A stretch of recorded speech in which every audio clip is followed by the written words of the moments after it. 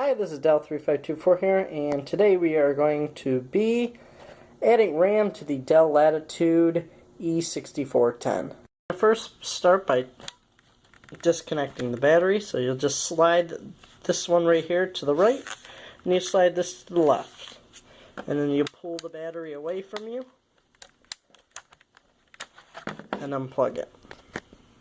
What you're going to want to do is flip it over, and all you're going to need is a Phillips head screwdriver. And you're going to unscrew this one screw in the middle, and also if you have one of the locking screws. I don't on this one, but if you do, you'll unscrew that one and unscrew the one in the middle here.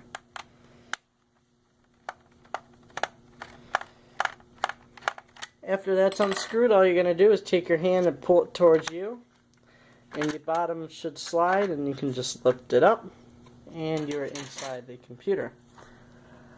This computer takes DDR3 RAM. We're going to be adding 2 gigs of Samsung, 2 gigs of PC3 8500S RAM. So all you have to do is look where the other one is. That'll be DIMM slot A, which is the first DIMM slot. Then you're going to be looking for DIMM slot B, which is right behind it. So all I gotta do is line this space up with the little white space here. I don't know if you can see it, that little white space there. Line it up,